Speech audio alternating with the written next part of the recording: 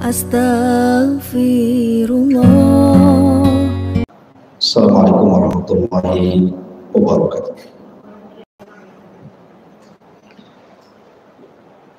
Alhamdulillah wassalatu wassalamu ala Rasulillah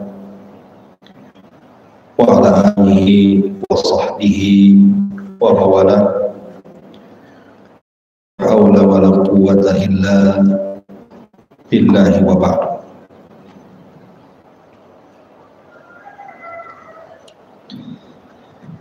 Alhamdulillah, di pagi menjelang siang ini kita bisa duduk lagi untuk bertolak ilmi, dan kita masih melanjutkan kitab Minhajul Muslim karya besar Syekh Abu Bakar Jabir Al-Jazairi, dan kita masuk pada pasal ketiga, adab terhadap kalam Allah ataupun Al-Quran Al-Karim.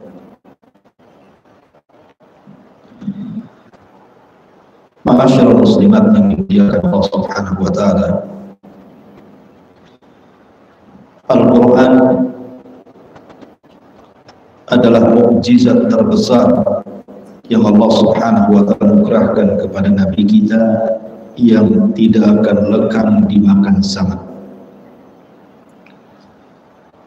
Berbeda dengan kitab-kitab sebelumnya, apakah itu Suhuf, Taurat, Zabur, dan juga Injil, berlalu bersama berlalunya Nabi yang diturunkan kepada mereka. Tetapi Al-Quran tidak. Al-Quran itu mukjizat sampai kiamat dibangkitkan. Bahkan Al-Quran itu akan senantiasa dibaca, bukan hanya di dunia, tetapi sampai kepada surga. Sebagaimana Allah Subhanahu wa ta'ala berfirman dalam hadis qudsi kepada para pencinta Al-Quran di dunia, ketika mereka masuk ke dalam surga, maka Allah Subhanahu wa ta'ala akan berfirman kepada mereka, Iqra warattil kama kunta turattil fid dunya fa inna manzilataka inda akhiri ayatin taqra'uha. Baca Al-Quran dan naiklah, maksudnya terbanglah, cari derajatmu di surga. Kemudian tartilkan bacaan sebagaimana dulu kau di dunia mentartilkan bacaan Al-Quran, karena kedudukanmu dan derajat serta tingkatanmu di surga itu ditentukan dengan ayat yang kau baca di dunia. Dan ini menunjukkan kemuliaan Al-Quran, dibaca bukan hanya di dunia, tapi sampai ke surga masih dibaca. Ya, karena Al-Quran adalah mukjizat satu-satunya yang mendapatkan penjagaan Allah Subhanahu wa ta'ala dan tidak diberikan kepada kitab-kitab sebelumnya. Kalau kitab-kitab sebelumnya mengalami perubahan, dimasukkan kalam manusia dan dicampur adukan dengan kalam Allah. Dan itu diisyaratkan di dalam Al-Quran sendiri, yuharrifunal kalimah mawadih. Mereka orang-orang Yahudi ataupun Nasrani mencampur adukan, memindah-mindahkan kalimat-kalimat Allah. Berbeda dengan Al-Quran, Allah Subhanahu wa ta'ala berfirman, Inna nahnu nazzalna dzikra wa inna lahu lahafidun. Kami yang menurunkan al-dzikra Al-Quran, kami pula yang menjaganya. Jadi Allah Subhanahu wa ta'ala betul-betul menjaga keautentikan Al-Quran yang merupakan kalamnya. Sampai hari ini, sejak Al-Quran itu dimushafkan, Tidak ada satu pun ayat yang bergeser dari tempatnya. Bahkan para penghafal Al-Quran terjadi di mana-mana. Bahkan orang di luar Arab jauh lebih banyak yang menghafal Al-Quran dibandingkan orang Arab. Dan adanya juga banyak anak-anak yang jauh lebih banyak menghafal Quran, apalagi di zaman sekarang, dibandingkan orang tua. Menunjukkan apa, Bu? Bahwa Al-Quran itu betul-betul dijaga oleh Allah Subhanahu wa Ta'ala, baik secara tulisan ataupun secara hafalan. Sehingga kalau ada satu huruf bergeser dalam Al-Quran akan ketahuan. Begitulah kehebatan Al-Quranul Karim dibandingkan kitab-kitab sebelumnya. Ma'asyiral muslimat yang dimuliakan Allah Subhanahu wa Ta'ala, di zaman Nabi sallallahu alaihi wasallam, Nabi sallallahu alaihi wasallam bahkan Allah sendiri sangat memuliakan orang-orang yang mencintai Al-Quran. Suatu hari Nabi sallallahu alaihi wasallam pernah memanggil Ubay ibn Ka'ab radhiyallahu anhu. Kemudian kata Nabi sallallahu alaihi wasallam, "Ya Ubay, innallaha amarani an aqra'a 'alaika suratal bayyinati." Ya Ubay, Allah Subhanahu wa Ta'ala memerintahkan aku, kata Rasul, untuk membacakan kepadamu surah Al-Bayyinah, lam yakunil ladina kafaru ila akhiril ayat. Tentu Ubay karena merasa dirinya bahwa tidak ada lebihan, tidak seperti Abu Bakar yang memang dilebihkan, manusia terbaik setelah umat ini, setelah Nabi sallallahu alaihi wasallam. Tidak seperti Abdurrahman ibn Auf, Utsman ibn Affan, atau sahabat-sahabat yang lain yang dilebihkan dengan sedekah dan infak. Tidak pula seperti Umar yang dilebihkan salatnya. Tidak seperti Khalid yang dilebihkan kepiawaian dalam jihad. Tiba-tiba kemudian Ubay ibn Ka'ab dipanggil Rasul dan dikatakan bahwa namamu disebut Allah. Bahkan Allah memerintahkan aku untuk membacakan kepadamu surah Al-Bayyinah. Satu-satunya sahabat yang disebut-sebut namanya di hadapan Allah, dan Allah perintahkan kepada Rasul untuk membacakan surat kepada sahabat ini, tidak ada kecuali Ubay ibn Ka'ab. Kenapa? Dia tidak dikenal dengan ibadah-ibadah yang lainnya seperti Abu Bakar, Umar dan yang lainnya. Tetapi Ubay punya kelebihan yang tidak dimiliki sahabat yang lainnya. Apa kelebihannya? Karena dia sangat mencintai Al-Quran, pakarnya Quran. Makanya Nabi sallallahu alaihi wasallam merekomendasikan siapapun yang mengambil Quran, ambillah dari Ubay bin Ka'ab. Makanya di zaman Umar bin Khattab radhiyallahu anhu, Ubay itu dijadikan imam salat tarawih, memimpin para sahabat semuanya. Lihat bagaimana Allah Subhanahu wa Ta'ala sangat memuliakan para pencinta Quran. Sebagaimana Allah Subhanahu wa Ta'ala sangat memuliakan para pencinta Quran, Rasul pun sama. Rasul paling hafal kepada sahabat-sahabatnya yang punya kelebihan dalam Quran. Di zaman Rasul ada kabilah dari Yaman, namanya kabilah Asy'ariyun. Apa Bu? Kabilah Asy'ariyun. Kabilah Asy'ariyun ini melahirkan seorang sahabat namanya Abu Musa al-Asy'ari. Suatu malam Nabi SAW pernah jalan-jalan melihat-lihat kondisi para sahabat. Malam-malam belusukan. Tiba-tiba kemudian Rasul dikagetkan dengan salah satu rumah dari rumah-rumah kota Madinah. Keluar satu suara Al-Quran yang indah. Semuanya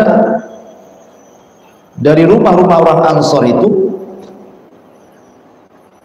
keluar suara Al-Quran.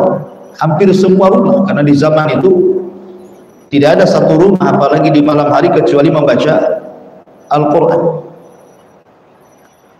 Tapi Nabi SAW takjub dengan satu rumah yang suara Al-Qurannya sangat indah saat dia membacanya. Jadi Nabi SAW akhirnya kemudian tertegun di samping rumah yang membacanya itu, sampai tidak sadar waktu terus berjalan dan mendekati waktu subuh. Saking keasikan Rasul mendengar sampai lupa waktu. Ketika kemudian sudah mendekati waktu subuh, Nabi SAW bergegas kemudian pulang karena harus mengimami salat subuh. Selepas salat subuh, maka Nabi SAW memanggil sahabat yang semalam didengar suaranya oleh Nabi saat membaca Quran. Rupanya sahabat itu adalah Abu Musa Al-Ash'ari radhiyallahu anhu. Maka Nabi SAW menceritakan kepada Abu Musa Al-Ash'ari, "Ya Aba Musa, semalam aku mendengar suara indah Al-Quran." Kata Abu Musa Al-Ash'ari, "Betul kau mendengarkan wahai Rasul?" "Iya, aku mendengar suaramu saat kau baca Quran." Maka kata Abu Musa Al-Ash'ari, "Ya Rasulullah, kalau aku tahu engkau mendengarkan suaraku semalam saat membaca Quran, sungguh aku akan mengindahkan kembali bacaanku." Lihat, Nabi SAW akhirnya kemudian mengatakan kepada Abu Musa Al-Ash'ari, memuji Abi Musa dan mengatakan, "Ya Aba Musa, wahai Aba Musa, Allah sudah memberikan kepadamu mizmar min mazamiri ali Daud, sebuah lantunan bacaan Quran seperti suara lantunan bacaan Zabur ketika Daud dan keluarganya membaca kitab Zabur." Ketika Nabi SAW menyamakan suara Abu Musa dengan suara Nabi Daud, suara Nabi Daud ini dikenal dalam sirah itu memiliki suara yang sangat indah. Nabi Daud itu punya 70 suara. Dia kalau tarannum dengan Zabur, maka dia bisa mengeluarkan suara saat membaca Zabur itu dengan 70 suara. Itu Nabi Daud. Di mana satu suara ke suara berikutnya akan jauh lebih indah. Kemudian dari suara berikutnya ke berikutnya lagi maka jauh lebih indah lagi, dan begitu seterusnya. Itu Nabi Daud kalau baca Zabur. Sampai saking indahnya, burung-burung datang dari mana-mana hanya ingin ikut berkicau bersama langgamnya Nabi Daud saat membaca Zabur. Ikut berkicau burung-burung itu. Sampai-sampai saking khusyuknya burung itu mengikuti langgamnya Daud saat membaca Zabur, sampai tak sadar di antara burung-burung itu ada yang lupa makan, kelaparan, kemudian mati, kemudian jatuh. Saking khusyuknya, Bu. Coba bayangkan, saking khusyuknya dia lupa makan, lapar, mati, jatuh. Bisa terjadi kan?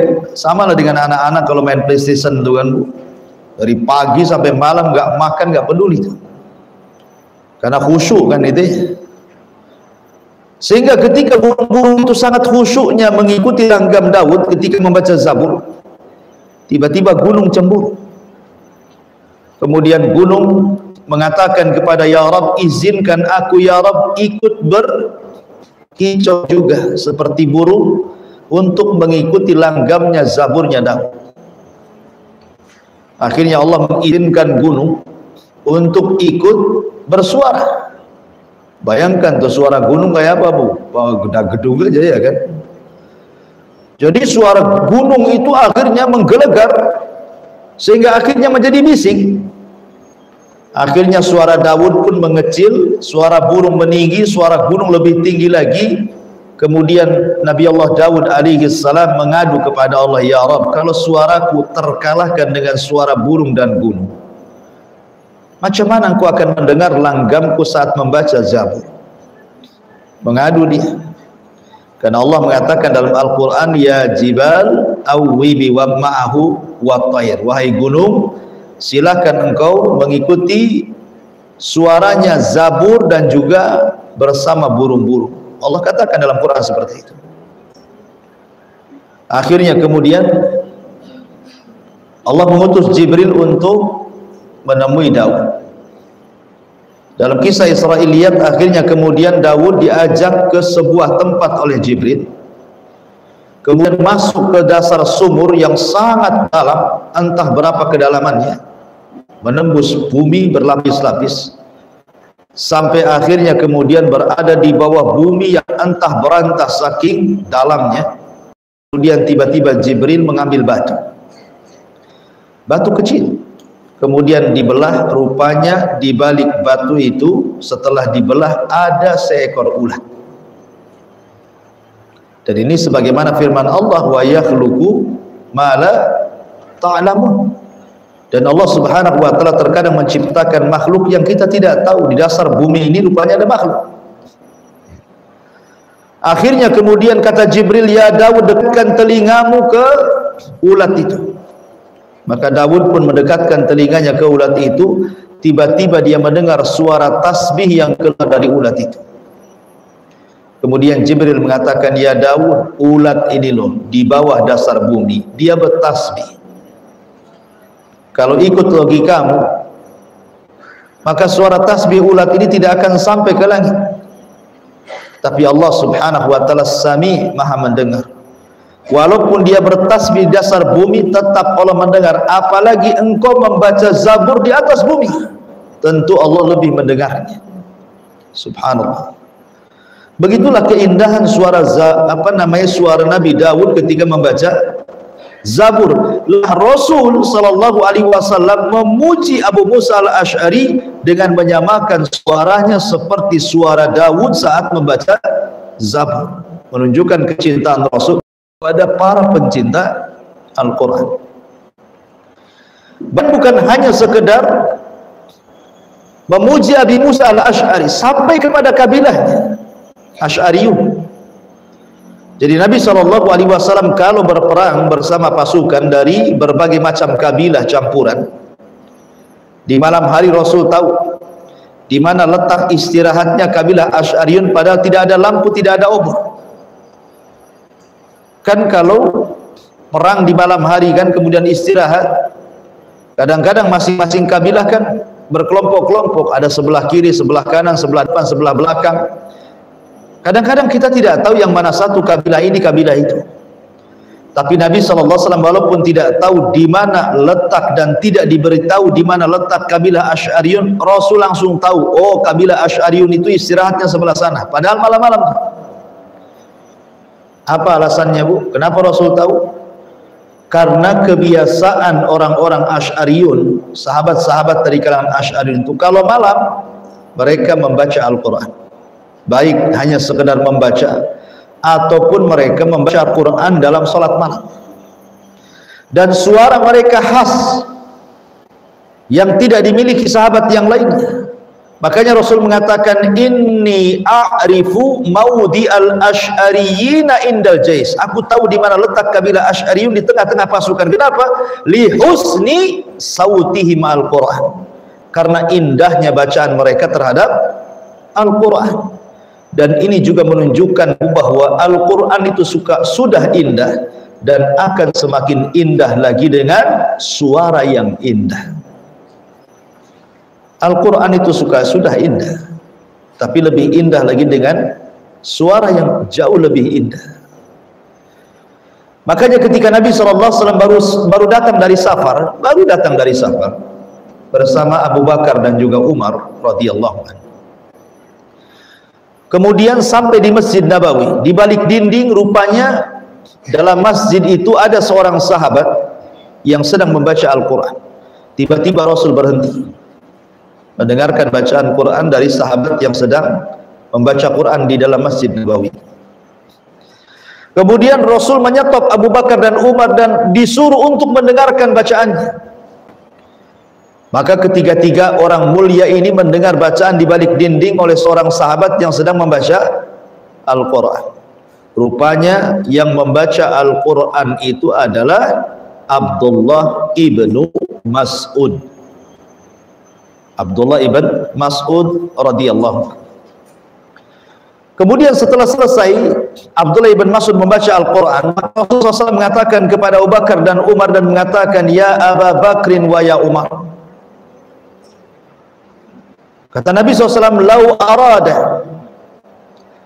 lau arada ahaduhum an yasma'ul Qur'ana ghaddan tariyan falyaqra ala ibnu ummi abdi. Kata Nabi SAW, barang siapa yang ingin mendengar salah seorang dari mereka atau dari kalian bagaimana Al-Quran diturunkan Jibril kepada, maka silahkan minta dibacakan Al-Quran kepada Ibnu Ummi Abdin. Maksudnya Ibnu Ummi Abdin ini kunyah daripada Abdullah ibn Mas'ud. Lihat, Nabi SAW mensejajarkan suara Abdullah ibn Mas'ud Ibnu Ummi Abdin ini dengan suara malaikat Jibril. Jadi Nabi SAW selalu tertarik dengan orang-orang yang cinta dengan Quran, dengan orang-orang yang suka membaca Quran, apalagi memiliki indah suara bacaan Al-Quran. Makanya suatu hari, karena Abdullah ibn Mas'ud ini memiliki keindahan suara, Rasul memanggilnya dan mengatakan, ya Umma Abdin, ya Ibnu Ummi Abdin, wahai Ibnu Ummi Abdin, maksudnya Abdullah ibn Mas'ud, Iqra alayya al-Quran, bacakan Al-Quran kepada. Kaget Abdullah ibn Mas'ud ini. Kenapa Nabi SAW meminta dibacakan Quran kepadanya? Sampai-sampai Abdullah ibn Mas'ud mengatakan, ya Rasulullah, aqra'u alaikal Quran wal Quranu unzila ilaik. Rasul, haruskah aku membacakan Al-Quran kepadamu sementara Quran itu turun kepadamu? Kata Nabi SAW, sudah bacakan saja. Akhirnya Abdullah ibn Mas'ud membacakan surah An-Nisa sampai kepada ayat fa kaifa idza ji'na min kulli ummatin bi syahid wajibna bika ala haula'i syahida. Kata Rasul, hasbuk, cukup. Maka Abdullah bin Mas'ud melihat Rasul, kemudian menangis, meneteskan air mata sampai membasahi janggutnya. Kata Rasul, hasbuka ya Ibn Mas'ud, cukup wahai Ibn Mas'ud. Terkadang Bu, ada orang yang malas untuk membaca Quran. Dalam satu hari mungkin malas membaca Quran, atau mungkin 2 hari, 3 hari, atau 1 minggu malas orang itu baca Quran. Kalau memang datang futurnya Bu, ibu ini malas membaca Quran, minimalnya jangan malas mendengarkan Quran. Kalau sudah malas membaca Quran, jangan pula malas mendengarkan Al-Quran. Alhamdulillah Allah mudahkan hari ini dengan adanya handphone, adanya YouTube, adanya radio, bahkan radio digital bisa diakses lewat handphone. Apa susahnya? Satu hari umpamanya mendengarkan itu kan bisa berjus-jus Bu, beda dengan membaca. Kalau membaca mungkin sesuai dengan kemampuan, tapi kalau mendengarkan itu hanya mendengar saja. Kalau ibu setel umpamanya murotal dari pagi sampai malam sekalipun, kan bukan ibu yang baca, orang yang baca, kaset yang baca. Ibu bisa dengarkan gitu ya. Karena salah satu hajrul Quran itu, ketika Allah Subhanahu wa ta'ala menggambarkan bagaimana Nabi SAW akan mengeluh kelak pada hari kiamat di hadapan Allah dan mengatakan, ya Rabb, inna qaumi ittakhidhu hadzal Qur'ana mahjura. Ya, sepeninggalku kaumku banyak yang meninggalkan Al-Quran. Rasul mengeluh di hadapan Allah. soal kaumnya sepeninggalnya, banyak yang meninggalkan Al-Quran, banyak yang menghajar Al-Quran, menjauhkan Al-Quran. Salah satu hajrul Quran adalah tidak membacanya, malas membacanya, bahkan tidak mau mendengarkan Al-Quran. Jangan sampai kemudian sudah tidak membaca, tidak mendengar. Kata Hudzaifah ibnul Yaman, nanti pada hari kiamat, mendekati kiamat, dalam satu malam Al-Quran itu akan diangkat secara hafalan dan tulisan. Apabila ngambil mushaf sudah nggak ada lagi isi tulisannya. Apalagi apabila hendak membacakan dari hafalannya, hilang semua hafalannya. Dalam satu malam akan diangkat Al-Quran nanti di akhir zaman. Wallahu a'lam kapan. Apakah kita nunggu Al-Quran diangkat baru kita sibuk membaca Quran sementara Quran sudah tidak ada, sibuk menghadirkan hafalan sementara hafalan sudah lenyap? Enggak begitu, ya. Ma'asyiral muslimat yang dimuliakan Allah Azza wa Jalla.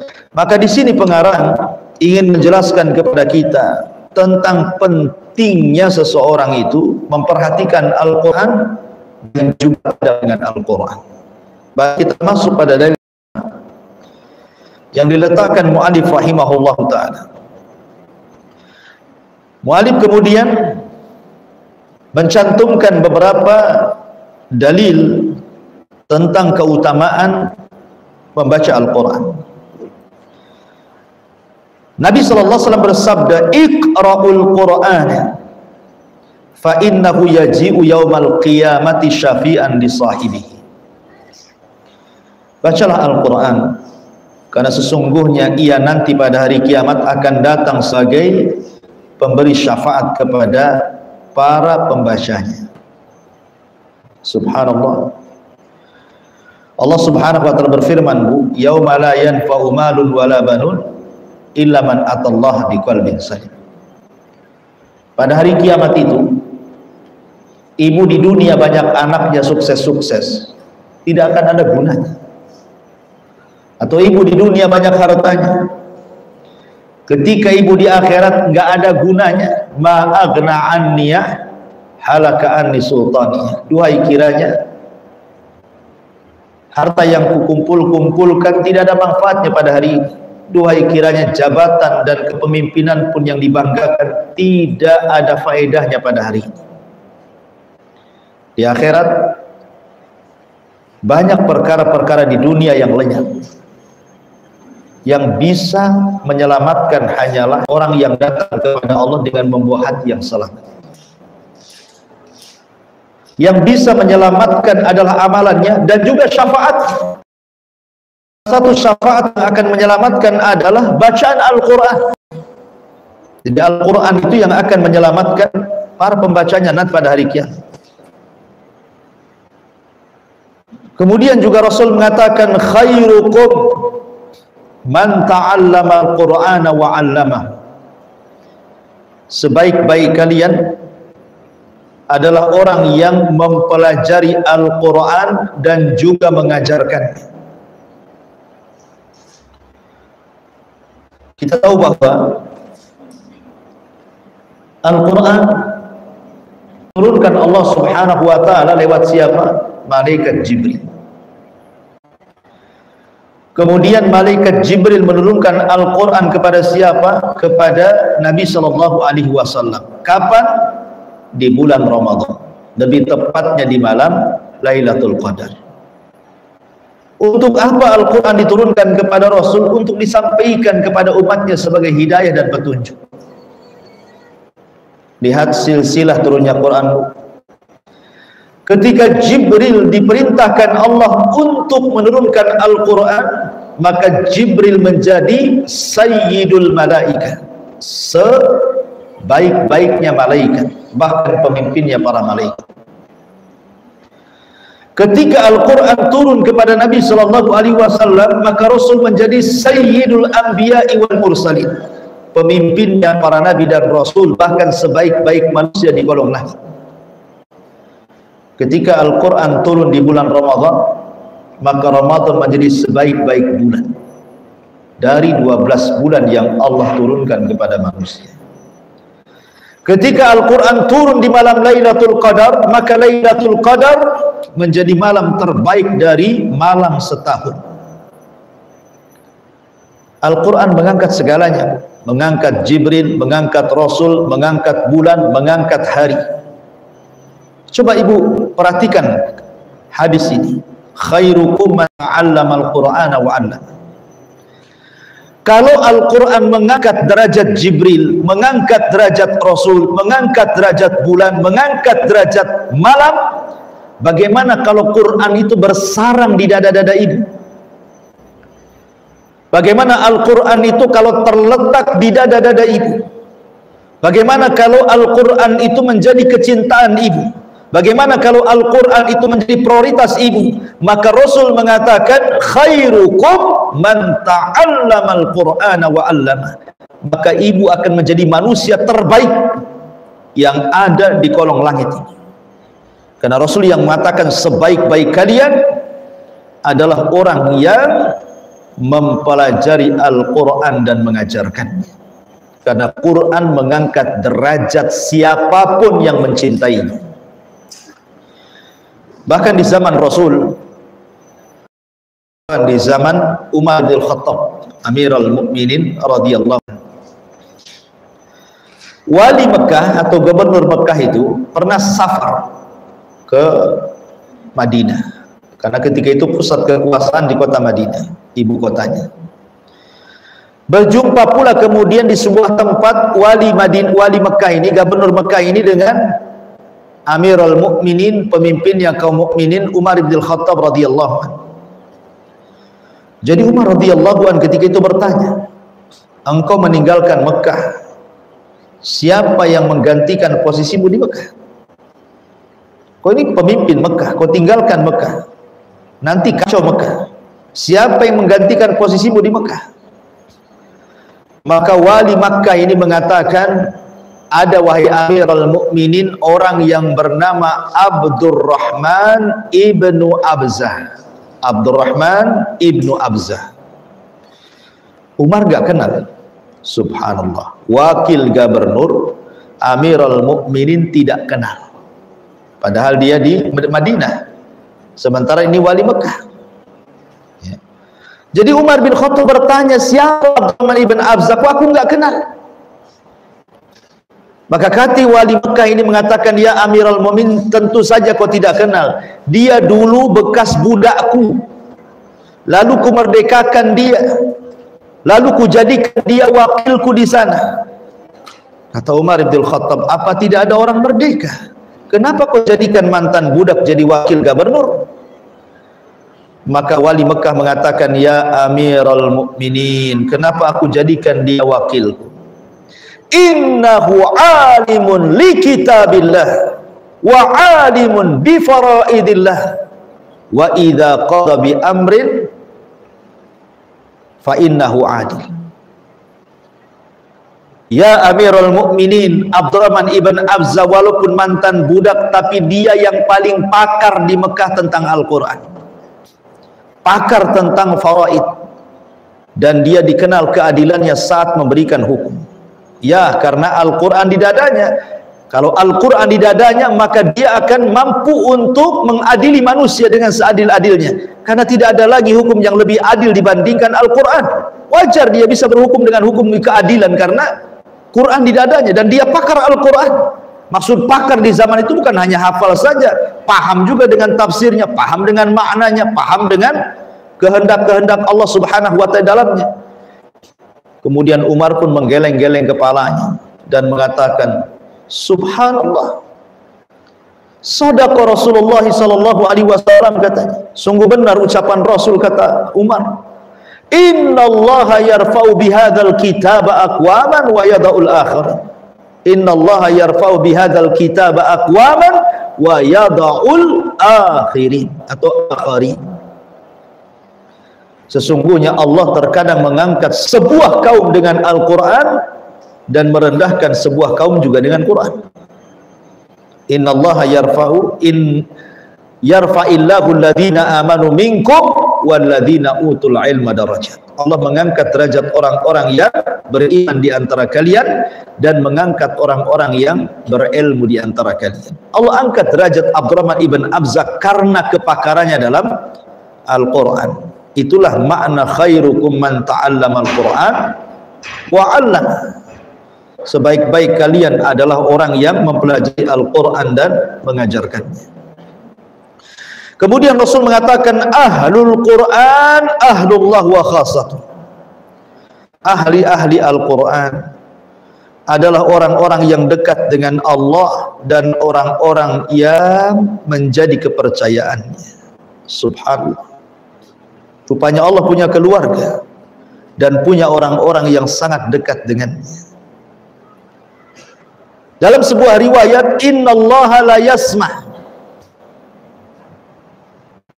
Innallaha asma' adhanan. Innallaha asma'u adhanan ilal Quran. Sesungguhnya Allah itu paling mendengar dengan orang yang membaca Al-Quran melebihi para pencinta lagu yang mendengarkan nyanyian.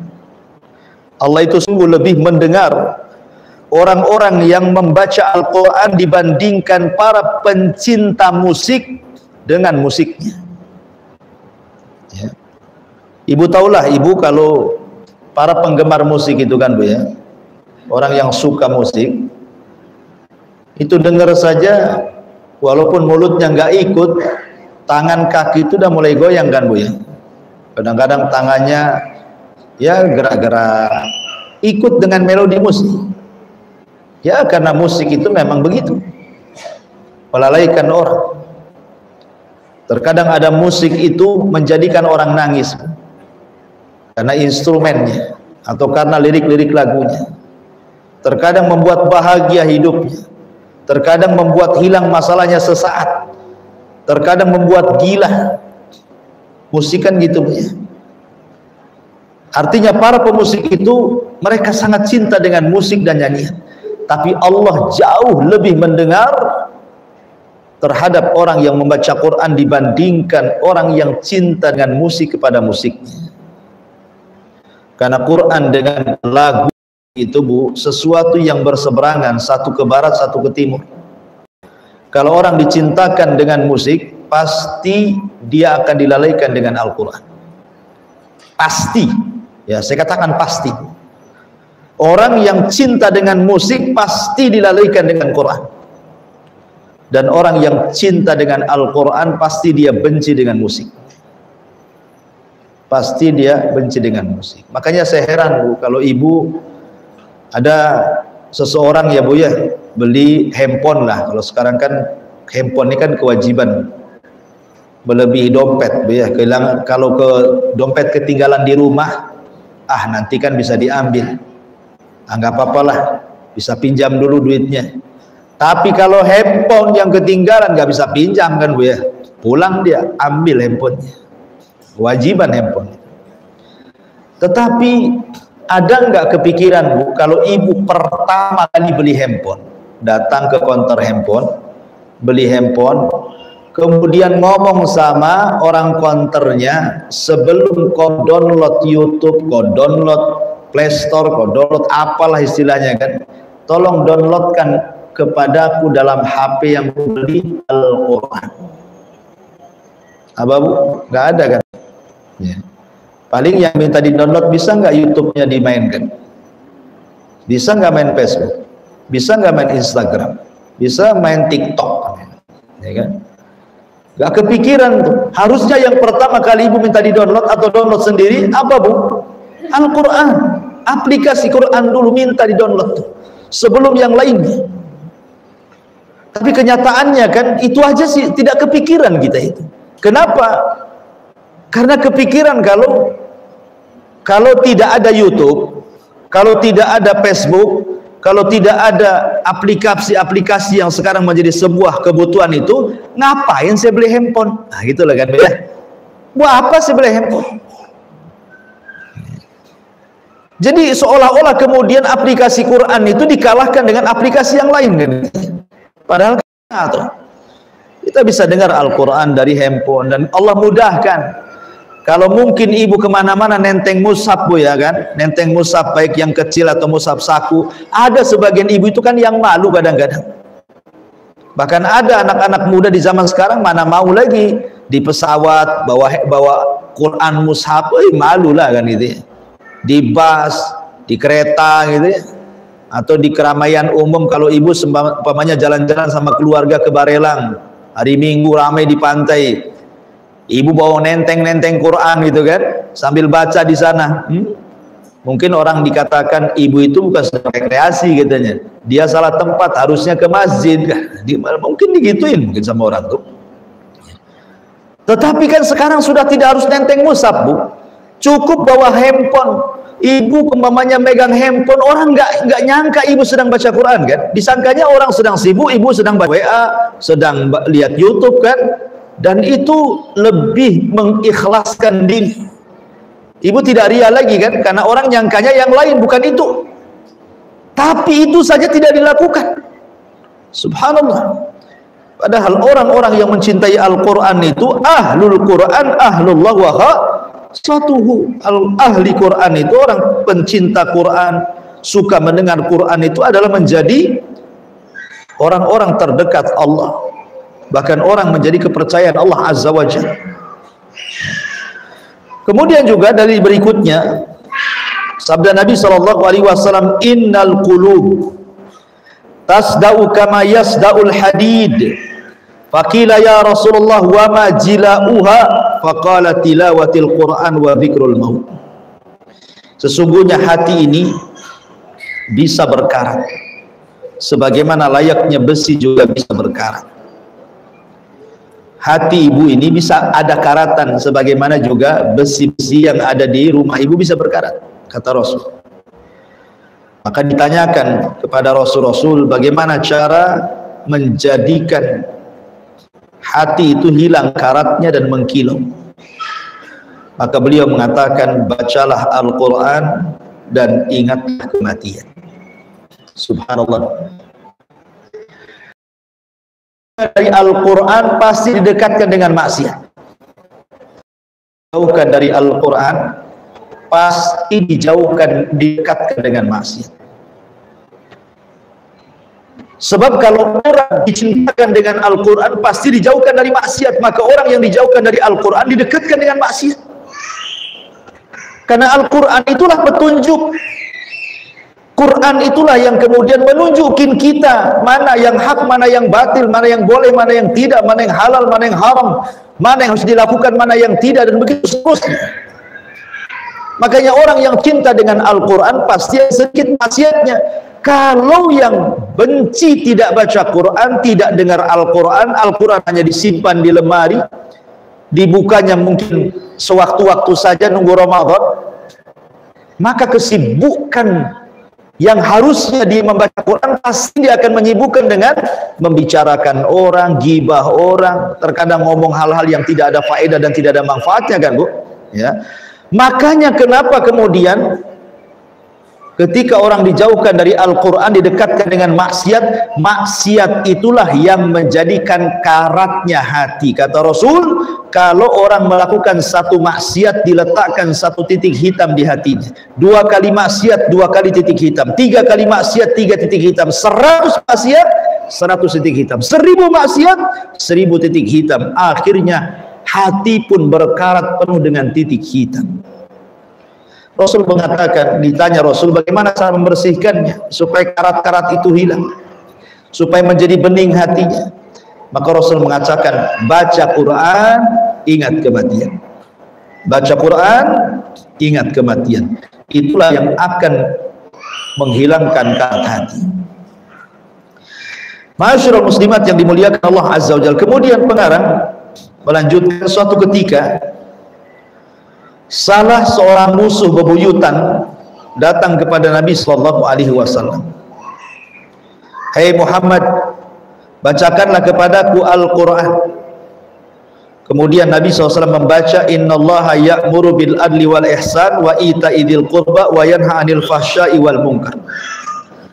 Sesungguhnya Allah memerintahkan kamu berlaku adil berbuat kebaikan, memberi kepada kerabat dekat, melarang perbuatan keji dan mungkar, dan juga melarang permusuhan. Tiba-tiba belum selesai Rasul membacanya, musuh tersebut meminta beliau mengulang bacaannya karena kagum akan keagungan lafaz-lafaznya, kesucian makna-maknanya, terpesona dengan kejelasannya, karena tertarik dengan kekuatan pengaruhnya. Belumlah dia meninggalkan tempat kecuali dia mengakui dan menyatakan kesaksiannya atas kemahasucian kalam Allah dan keagungannya. Ia berkata dengan kalimat, demi Allah, sesungguhnya ia memiliki kelezatan, sesungguhnya ia memiliki keindahan, dan sesungguhnya bahwa itu berdaun rindang dan atasnya berbuah lebat. Tiada seorang pun yang mampu berbicara seperti Al-Quran. Kisah ini yang mu'allif pengarang adalah kisah seorang musuh Nabi namanya Al-Walid ibn Mughirah. Jadi ada musuh Nabi itu namanya Al-Walid ibn Mughirah yang diturunkan kepadanya surah Al-Mudaththir secara sempurna. Darni wa man khalaqtu wahida wa ja'altu lahu malam mamduda wa banina syuhuda ila akhiril ayat, sampai kepada kalimat sa'uslihi sakor, saya akan masukkan ia ke neraka sakor. Ayat ini turun kepada siapa, Bu? Kepada Al-Walid ibn Mughirah. Jadi ada orang namanya Al-Walid ibn Mughirah. Saking kayanya Al-Walid ibn Mughirah ini, kekayaannya terbentang dari Mekah sampai ke Taif, kaya raya. Tidak ada orang paling kaya di Mekah kecuali Al-Walid ibn Mughirah. Bahkan dialah yang mengkiswah Ka'bah setiap 2 tahun sekali. Tahun pertama orang-orang Quraisy rame-rame patungan untuk mengkiswah Ka'bah. Kemudian tahun kedua dia sendirian. Dia tidak rame-rame dengan orang-orang Quraisy yang lainnya karena dia banyak duitnya. Dia sanggup sendirian mengkiswah Ka'bah setiap 2 tahun sekali. Itulah Al-Walid ibn Mughirah. Makanya dia ditokohkan di tengah-tengah kafir Quraisy dan punya pengaruh. Jadi suatu ketika Al-Walid ibn Mughirah ini diutus oleh Abu Jahal dan juga para pembesar Quraisy untuk berdialog dengan Nabi. Tanazul, dikerasi Nabi tidak bisa, diancam tidak bisa. Cobalah dengan cara dialog. Diutuslah Al-Walid ibn Mughirah karena memang tokoh besar, berpengaruh gitu ya, untuk mendatangi Nabi SAW dan berdialog dengannya. Ada masalah apa gitu ya? Apa yang dikehendaki Nabi itu sebenarnya? Maka setelah berjumpa dengan Rasul, Al-Walid ibn Mughirah mengatakan, ya Muhammad, tujuan kamu berdakwah itu apa? Kalau memang ingin kaya, kami akan kumpulkan kekayaan penduduk Mekah, kami berikan kepadamu dan engkau menjadi orang terkaya di kota Mekah. Kalau engkau ingin menjadi pemimpin, kami sepakat, kami akan jadikan kau pemimpin kami. Asal berhentilah dari dakwah. Kalau engkau ingin perempuan itu dengan tujuan dakwahmu supaya mencari perhatian wanita, tunjuk saja wanita Quraisy yang paling cantik, kami akan nikahkan dengan kamu. Atau karena memang kamu ini ada kerasukan jin, ada kerasukan setan, ngomong saja biar kami carikan tabibnya. Maka Rasul hanya bisa diam saja, tidak menjawab, sampai ketika terus Al-Walid ngomong tidak berhenti. Ketika sudah selesai, kata Rasul, ya Walid, bisakah kau gantian kita bicara? Maka kata Walid, silahkan. Maka Rasul mengatakan, karena engkau sudah banyak bicara, giliran aku bicara. Nabi SAW tidak banyak bicara kecuali hanya menyebutkan ayat-ayat Al-Quran saja. Dia bacakan ayat-ayat Al-Quran di hadapan Al-Walid. Salah satu ayat yang dibacanya adalah surat An-Nahl ayat 90 ini. Ya Walid, innallaha ya'muru bil adli wal ihsan wa ita'i dzil qurba wa yanha 'anil fahsya'i wal munkari wal baghi. Hai, sesungguhnya Allah memerintahkan kamu berlaku adil, berbuat kebaikan, memberi kepada kerabat dekat, melarang perbuatan keji, mungkar dan juga permusuhan. Dan banyak ayat-ayat yang dibacakan Rasul. Kata Al-Walid bin Mughirah, cukup wahai Muhammad. Disitulah dia mengatakan, demi Allah, sesungguhnya ia memiliki kelezatan dan keindahan, maksudnya Al-Quran. Dan sesungguhnya bawahnya itu berdaun rindang dan atasnya berbuah lebat. Tidak seorang pun yang mampu berbicara seperti itu. Kemudian dia pulang, ingin melaporkan hasilnya kepada orang-orang musyrik Arab itu. Abu Jahal bertanya, "Ya Walid, mukamu sudah berbeda daripada muka ketika kau berangkat, sekarang muka kau pulang beda pula. Jangan-jangan kau sudah masuk Islam ya?" katanya. Kata Al-Walid, "Ya Abu Jahal, bagaimana ya aku akan bicara soal Muhammad itu? Kalau kita katakan dia gila, dia bukan orang gila. Kalau dia katakan dia penyihir, aku tahu mantra-mantra sihir. Kalau dia seorang penyair, loh aku ahli syair, syair jin pun aku tahu. Itu bukan penyair." Kemudian Al-Walid menegur Abu Jahal dan mengatakan, "Sungguh yang dibaca dia itulah hawa, ada keindahan, ada kelezatan. Ya, bagaimana? Kita tidak yakin dengan kata-katanya." Tapi akhirnya Abu Jahal kemudian mengancam Al-Walid soal kedudukan dan jabatan di tengah-tengah orang Quraisy. Walaupun dia sudah mengakui kebenaran tuh, maka karena Al-Walid takut kalau seandainya jabatannya hilang di tengah-tengah orang Quraisy, akhirnya dia pun hilang di tengah-tengah orang Quraisy. Akhirnya dia pun balik mencela Rasul hanya karena takut hilang jabatan dan mengatakan, "In huwa illa sihrun yu'thar, in huwa illa qaulun bashar." Tidaklah Al-Quran itu sihir impor dan tidaklah Al-Quran itu kecuali ucapan manusia semata. Akhirnya Allah katakan kepada Al-Walid dalam surah Al-Mudaththir, "Sa'uslihi saqar." Kami masukkan ia ke neraka Sakor. Lihat, hatta orang-orang kafir di zaman itu apabila mendengar Al-Quran itu luar biasa. Mereka dengar, betul-betul dengar, bahkan terpengaruh. Abu Jahal itu sudah terpengaruh juga itu dengan bacaan Quran. Cuman karena hasadnya, karena dengkinya, dia pun tidak beriman kepada Rasul. Tapi kalau di malam hari, Abu Jahal itu mendengarkan Al-Quran dengan seksama dan mendengarkan dengan kelezatan. Tapi kalau di siang hari, dia jadi musuh besar Nabi Sallallahu Alaihi Wasallam. Begitulah Al-Quran, daya tariknya luar biasa. Masalahnya, saya mau tanya dengan ibu-ibu, ketika ibu sudah membaca Quran, kira-kira apa daya tarik Al-Quran ke ibu-ibu itu? Apakah setelah membaca Quran, Bu, tiba-tiba ibu rajin sholat? Tiba-tiba rajin sedekah, tiba-tiba jadi orang baik, tiba-tiba yang tadinya ngomong kasar, tiba-tiba jadi lembut, tiba-tiba tukang senyum, tiba-tiba kemudian santun ucapannya? Ataukah ketika membaca Quran kok sama saja? Ya, sebelum dan sesudah membaca Quran kok sama saja perangainya? Berarti Al-Quran itu hanya sekedar bacaan. Ibu dapat pahala, tapi harusnya lebih daripada itu, bisa merubah. Karena Quran itu punya daya tarik. Lalu kenapa kemudian sekarang orang Islam sudah tidak mulai tertarik membaca Quran? Maka sekali lagi karena sudah banyak maksiat di hatinya, makanya tidak tertarik dengan bacaan Quran. Taib, secara ringkas saya baca adab-adabnya di sini. Di antara adab-adab dengan Al-Quran, satu, membacanya dalam keadaan dan kondisi yang paling sempurna. Maksudnya suci dari hadas besar, hadas kecil, menghadap kiblat, duduk dengan sopan dan penuh tenang. Ya, jadi baca Quran itu hargai Al-Quran.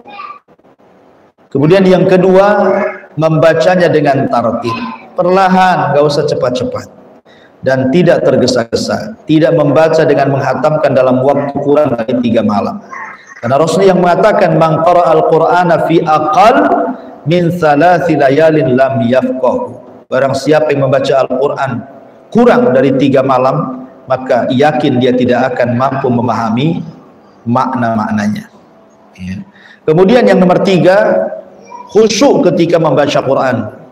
Makanya kalau baca Quran, ya hilangkan, kalau bisa handphone jauhkan. Kalau dari handphone, ya dari aplikasi handphone, maka jangan digubris. Kalau ada orang WA, kalau ada orang status masuk, jangan dilihat. Karena itu godaan baca Quran pakai WA tuh, pakai handphone itu biasanya, Bu ya. Ibu baru baca 1 ayat, kemudian ada orang WA, kemudian ayat yang keduanya itu baca WA. Kan gitu, Bu ya. Nanti baca ayat lagi, dibalas lagi, ayat keempatnya baca WA. Ini kan mencampur adukan ayat dengan balas WA, Bu ya. Jadi harus khusyuk. Nah, biarin saja, ibu punya target. Saya 10 menit baca Quran. Dalam 10 menit mau masuk WA, mau masuk apa, nggak peduli saya. Pokoknya saya selesaikan dulu dengan target. Kemudian yang nomor 4, membaguskan suara ketika membacanya. Ya, membaguskan, Bu. Jangan asal-asalan baca Quran itu. Penyanyi saja, penyanyi lah urusan dunia. Kalau suaranya jelek, nggak akan laku, nggak akan viral. Ya viral jeleknya saja. Dan itu ya, sebentar aja dia viralnya. Tapi nggak akan dipakai. Itu nyanyi, ya kan? Yang jelas-jelas perkara-perkara yang sama sekali tidak mendatangkan manfaat. Apalagi dengan baca Quran. Makanya saya katakan Quran itu sudah indah, lebih indah dengan bacaannya. Kalau dia punya suara indah, maka akan memperindah lagi Al-Quran yang sudah indah. Karena Rasul mengatakan, laisa minna ma lam yataghanna bil Quran. Bukanlah termasuk golongan kami orang yang tidak melagukan Al-Quran. Kemudian yang nomor 5, menyembunyikan bacaannya.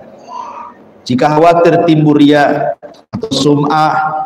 Jadi kalau ibu baca Al-Quran gitu ya, umpamanya di masjid atau mungkin pakai handphone, ya ibu gerendam-gerendam sajalah, didengar ibu sendiri kan. Kalau takut umpamanya kalau dikeraskan nanti disangka saya riya. Alhamdulillah Allah mudahkan ya. Kemudian yang nomor 6, membacanya dengan merenungkan dan memikirkan disertai rasa pengagungan kepada Al-Quran, menghadirkan rahasia yang terkandung. Ya kalau bisa bukan hanya belajar membaca saja, tapi juga kalau bisa juga hadirlah di majelis-majelis tafsir Quran atau beli tafsir Quran baca. Jangan sampai sudah ibu usianya mungkin ada yang 40 tahun, mungkin ada yang 50 tahun ya Bu ya, tidak paham makna somad dalam qul huwallahu ahad Allahus samad. Ditanya apa somad, tidak tahu. Ya itu ustaz katanya. Bukan. Ya. Jadi maknanya apa somad itu? Ya.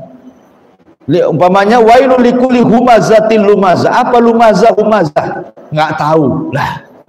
Ini kan gimana, usia sudah 40 tahun, sudah 50 tahun, sudah 60 tahun, humazah aja nggak tahu.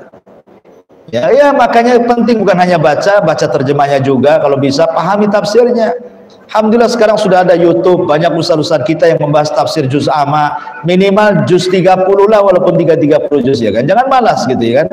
Di tengah-tengah kesibukan ibu sambil nyapu, sambil masak, sambil apa salahnya dengerin tafsir gitu ya oleh ustaz-ustaz kita. Kemudian juga nomor 7, hendaklah ketika membaca Al-Quran ia tidak termasuk orang-orang yang lalai dan menyelisihinya. Artinya jangan sampai kemudian ibu baca surah yang baca ayat tentang sedekah, ibu pula paling bakhil. Ya. Baca ibu hari-hari, alladzina, baca Al-Baqarah umpamanya kan, alladzina yunfiquna, orang-orang yang menginfakkan, ibu pula yang bakhil. Ibu yang membaca surah tentang anjuran infak, ibu pula yang paling bakhil. Jangan sampai seperti itu. Alladzina yuqimuna shalah, orang-orang yang mendirikan salat, ibu baca tuh, ibu pula tidak pernah salat umpamanya kan. Wa yutuna zakah, melaksanakan zakat, bakhil pula tidak mau zakat. Jangan sampai kemudian kita melabrak Al-Quran. Karena itu dari ulama mengatakan termasuk hajrul Quran ya, menghajar Al-Quran, meninggalkan Quran, salah satunya menabrak Al-Quran, tidak yakin dengan hukum-hukumnya, bahwa hukum di luar Quran lebih baik dibandingkan hukum Quran. Nah ini lebih bahaya lagi. Kemudian yang nomor 8, berupaya semaksimal mungkin untuk meladani sifat-sifat ahli Quran, yaitu penghafal Quran yang mereka adalah ahli Allah, wali-wali Allah dan manusia pilihannya serta berkarakter seperti mereka. Lihat para sahabat dahulu.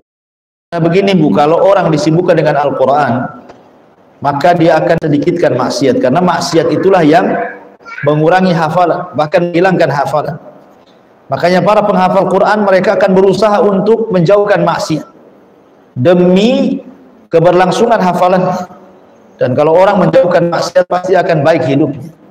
Ya, makanya kenapa kalau orang disibukkan dengan Quran akan dijauhkan dari maksiat. Bahkan kalau orang ibu ya praktekkan saja. Coba lihat pengaruhnya. Ibu 1 bulan di setiap hari baca Quran. Setiap hari. Entah 1 juz, entah 2 juz, setiap hari lah. Jangan lama-lama, 1 bulan saja ibu target.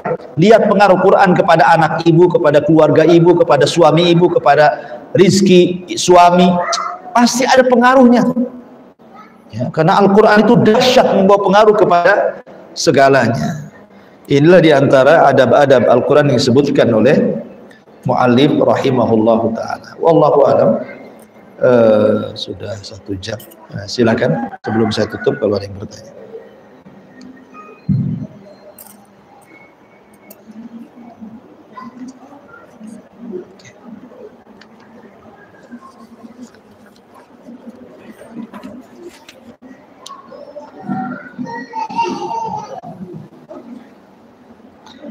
Ya, di sini ada beberapa soalan. Bismillah.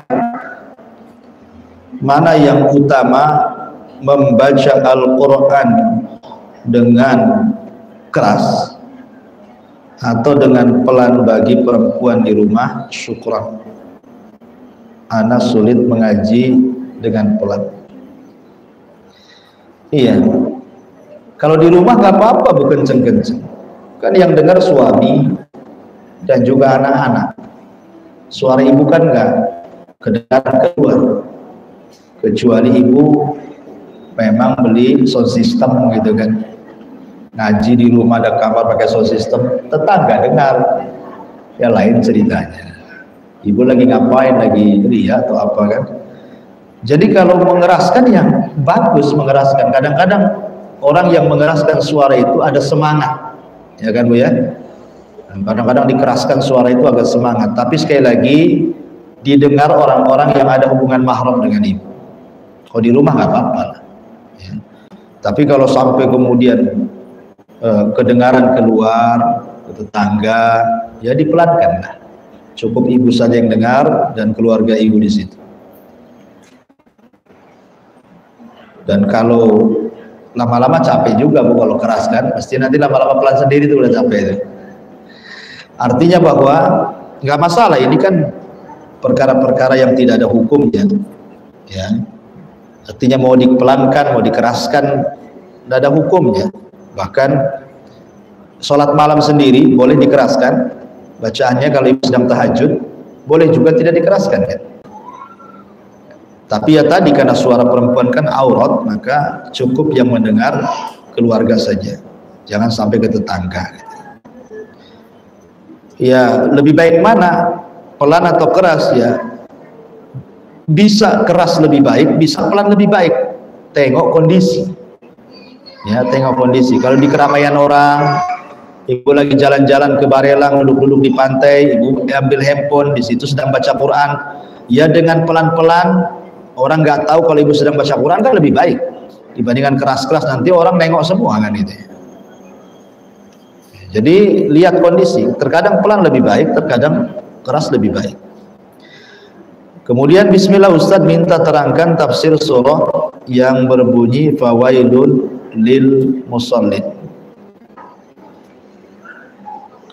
Iya, secara singkat fawailun lil musallin, wailun di situ adalah sebuah nama di Jahannam. Ada sebuah lembah di neraka Jahannam itu yang sangat dalam, yang sangat busuk, yang sangat gelap gitu ya. Lah itu disebut wail. Disebut wail. Jadi wadin fi jahannam syadidud dhulmi syadidul qa'ri syadidun natan. Jadi sebuah lembah di neraka Jahannam yang sangat dalam, yang sangat gelap, yang sangat busuk itu disebut wail. Ya, satu nama neraka dalam neraka Jahannam. Lil musallin, bagi orang yang melaksanakan sholat. Kenapa orang yang sholat dianggap celaka? Ya, jangan titik sampai di sini Bu ya. Kalau ibu baca, umpamanya lagi sholat, fawailun lil musallin, Allahu Akbar, bahaya Bu. Ya. Nanti orang-orang yang sholat senang, orang-orang yang nggak sholat senang deh. Ya. Celaka bagi orang-orang yang sholat, Allahu Akbar. Seorang yang sholat celaka. Jangan titik sampai di sini, kemudian ruku, tapi lanjutkan fawailul lil musallin alladzina hum an salatihim sahun alladzina hum yura'un wa yamna'unal ma'un. Allahu Akbar. Itu baru benar. Ya, supaya tahu tafsirnya. Karena ini kan ditafsirkan ayat setelahnya, celaka bagi orang-orang yang sholat. Siapa yang celaka itu? Orang-orang yang sholat itu orang-orang yang malas saat melaksanakan sholat. Malas ini artinya sebagian ulama mengatakan takhirus sholat an mawaqitiha, mengakhir-akhirkan salat di luar, mengakhir-akhirkan salat tepat waktu. Zuhur 5:30, pemanjakan asar 5:30, maghrib 7:30 gitu ya, isya pula 6:30. Itu mengakhir-akhirkan. Ataupun malas dalam melaksanakan sholat, tidak memperhatikan rukunnya, tidak memperhatikan wajibnya gitu kan, sehingga asal-asalan gerakannya. Itu juga termasuk sahur, dan begitu seterusnya ya. Kalau dijelaskan secara rinci, yang ngaji lagi tafsir surah Al-Ma'un. Baik. Kemudian pertanyaan berikutnya, Ustadz, ana sering baca Quran lewat HP, sedangkan di rumah ada Al-Quran mushaf. Bagaimana itu, Ustadz? Apakah boleh? Boleh, tidak ada bedanya. Tidak ada bedanya mushaf dengan Al-Quran. Tidak ada bedanya baca Quran lewat aplikasi HP dengan baca Quran lewat mushaf Al-Quran. Ya, cuman satu bedanya lewat kertas, satu bedanya lewat HP. Tapi kalau seandainya Bu, dengan membaca Quran lewat HP menjadikan madarat ibu, nanti di tengah-tengah baca tahu-tahu ting tong, nah kan, nanti masuk pula HP orang, atau tahu-tahu status, akhirnya kan dalam hati itu ghazul fikir, perang pikiran tuh, dibaca nggak, akhirnya jadi kurang khusyuk ya kan. Nah, kalau memang ada hal-hal yang bisa kemudian menjadikan tidak khusyuk baca Quran, sebaiknya pakai mushaf saja. Sebaiknya pakai mushaf kalau di rumah ya. Kecuali kalau di luar rumah, nah, kan Allah mudahkan lewat HP kan. Kalau di rumah nggak usah nenteng-nenteng Quran kan, bisa nenteng-nenteng HP, ada aplikasi Qurannya di situ. Ya lihat di kondisinya. Kalau memang dengan Quran lebih menjaga, lebih khusyuk, dengan mushaf saja lebih baik. Wallahu a'lam. Tetapi hukumnya ya boleh-boleh saja, boleh dua-duanya. Intinya kan isinya sama gitu. Kemudian, afwan Ustadz, bolehkah kita mengizinkan anak perempuan kita kuliah di luar Batam padahal tidak ada mahramnya? Iya. Allah mengatakan, bolehkah seorang wanita belajar di luar kota dan itu ada masa safar ya? Berarti harus safar dulu, berarti kalau safar ada mahram. Boleh. Ya, boleh, dengan catatan ada syaratnya. Ada syaratnya, bukan boleh mutlak tidak. Pertama, diantar dengan mahramnya. Yang kedua, pulang pun dijemput dengan mahramnya. Yang ketiga, di situ ada sakannya khusus. Kalau perempuan, di perempuan semua kayak orang mondok lah, bukan? Orang di pesantren kan ada pesantren putri, ada pesantren putra gitu kan. Ketika dimasukkan ke pesantren putri kan dia nggak keluar dari situ dan hanya bergaul sesama jenis mereka saja, wanita. Dan dia tidak mungkin gabung dengan yang putra juga. Nah, kalau seperti ini tidak salah. Ya, tapi kalau kemudian di kuliah di luar, kemudian dia ngekos, kemudian kita tidak bisa mengkontrol, apalagi anak perempuan kan, kita tidak bisa mengontrol dia, gimana caranya mengontrolnya, 24 jam dikontrol, bagaimana caranya kan? Ya, maka itu kebanyakan kan, ketika itu yang terjadi, kita lihat banyak yang rusak. Tujuannya kuliah tetapi jadi rusak, walaupun ya tidak semua, tapi kan umumnya seperti itu. Dia akan banyak melakukan maksiat. Ya, minimalnya diganggu orang.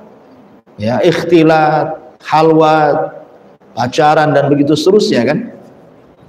Wallahu a'lam. Kalau sesuai dengan syarat tidak apa-apa. Taib. Kemudian Ustadz di medsos FB Roja TV sering di share kajian Ustadz apa ini? Ustadz non muslim dengan tujuan memperlihatkan kesesatannya. Apakah termasuk ghibah saat kita share postingan tersebut? Tidak, kalau memang dalam rangka menjelaskan kesesatan tidak. Ya, dalam rangka menjelaskan kesesatan nggak ada salah, bukan ghibah. Ya. Kemudian yang pertanyaan terakhir, Ustadz, bolehkah kita mendengarkan murattal Al-Quran di rumah tetapi tidak sama artinya, mendengarkan tapi sampai tidak disimak artinya tetapi sambil melakukan kegiatan lain di rumah? Nggak apa-apa, itu bagus. Ya, Daripada ibu setel masalah lain kan enak di rumah baca Quran. Mungkin ibu nggak dengar jin-jin dengar di situ. Ya. Gak apa-apa tuh, kalau bisa di setel aja 24 jam di rumah kan bagus. Lebih baik menyetel daripada yang lainnya. Ya, tapi jangan mendengarkan, jangan mengandalkan itu saja ya, sekali-kali baca juga kan itu. Jangan asik mendengar saja tapi membaca malas gitu ya. Karena yang paling penting itu membacanya. Membacanya itu lebih penting. Ya, mendengar itu kan kalau malas atau mungkin terkadang membaca kurang tergugah, dengan mendengar akhirnya lebih tergugah karena terkadang suara syekh itu lebih indah, lebih merdu, lebih meresap gitu ya. Kadang kita bisa nangis dan begitu seterusnya. Tapi bagaimanapun membaca sendiri jauh lebih baik. Karena satu huruf ibu baca itu 10 pahala ibu dapat. Ustaz, mohon nasihatnya untuk kami yang sudah berumur tapi masih berusaha memperbaiki bacaan Al-Quran, apalagi hafalan masih sangat sedikit. Iya Bu, belajar Al-Quran itu tidak melihat usia. Ibu belum telak. Karena Rasul mengatakan, Al-mahiru bil Quran ma'a safaratil kiramil barar. Orang yang mahir membaca Quran bersama para malaikat yang safar ke sana kemari. Tetapi walladhi yatata'u fi wa huwa syaq lahu ajran. Kalau ibu baru belajar terus memperbaiki bacaan sehingga terkadang benar terkadang salah, tapi ada keinginan memperbaiki, maka ibu dapat 2 pahala. Pahala tertatih-tatihnya, kesungguhannya membaca Quran, ya kan? Dan pahala bacaan, ya, bacaannya ibu tetap dianggap pahala, tertatih-tatih, makanya dapat 2 pahala. Terus saja belajar. Bagi Allah, tujuan kita hidup ini ibadah. Walaupun ibu umpamanya harus 10 tahun kok nggak lancar juga, tapi terus dengan belajar itu pahala semua. Kan tujuan kita akan cari pahala. Selain cari ilmu, intinya cari pahala. Kalaupun 10 tahun umpamanya Allah takdirkan belum cerdas, belum pandai juga, nggak apa-apa, tapi kan udah berusaha setiap hari. Itu dicatat pahala 2 setiap hurufnya kan, lumayan. Ya kan? Makanya setiap hurufnya 10 pahala, dan ibu sendiri dapat 2 pahala dalam berusaha untuk membacanya. Luar biasa. Ya. Wallahu alam, saya kira cukup ya. Iya. Iya.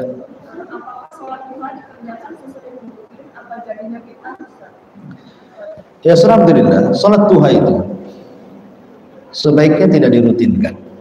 Ya. Kadang salat, kadang tidak. Kadang salat itu yang dilakukan Nabi seperti itu. Ya, Nabi SAW kadang salat duha, kadang tidak. Kadang salat duha, kadang tidak. Karena khairul a'mal adwamuha wa in qalla. Ya, manusia itu ketika melakukan sebaik-baik amal, kata Rasul, adalah yang sedikit rutin. Jangan setiap hari akhirnya kemudian pada waktunya ibu futur tidak pernah sholat duha lagi. Allah tidak akan bosan sampai kita yang bosan. Allah tidak akan bosan dari ibadah kita sampai kita yang bosan. Jangan sampai bosan. Ya, jadi ya, kadang-kadang sholat, kadang-kadang tidak. Kadang-kadang sholat, kadang-kadang tidak. Supaya stabil, ya kan, istiqomahnya tidak mudah futur. Karena Rasul yang mengatakan wa man yushaddadin illa ghalaba. Siapa yang berusaha untuk memborong agama, pasti agama mengalahkannya. Maka sebaik-baik amal adalah yang sedikit walaupun tapi istiqomah, ya, kata Rasul, walaupun sedikit tapi terus penerus dia kerjakan. Wallahu a'lam bishawab. Subhanaka wa bihamdika asyhadu an la ilaha illa anta astaghfiruka wa atubu ilaik. Allah taala. Assalamualaikum warahmatullahi wabarakatuh.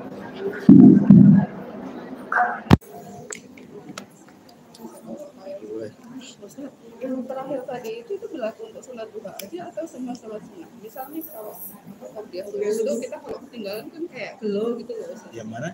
Kayak qobliyah subuh gitu kan. Qobliyah subuh beda. Oh beda. Jadi beda. Kalau qobliyah subuh itu orang yang sering melakukannya, dia boleh mengqadha. Mengqadhanya kapan? Ya di awal waktu duha. Qadhanya itu setelah terbit matahari, ya pas waktu syuruk. Nah, itulah qadhanya 2 rakaat fajar. Salat sunah itu ada 3 rakaat. Iya. Tapi kalau duha, kalau itu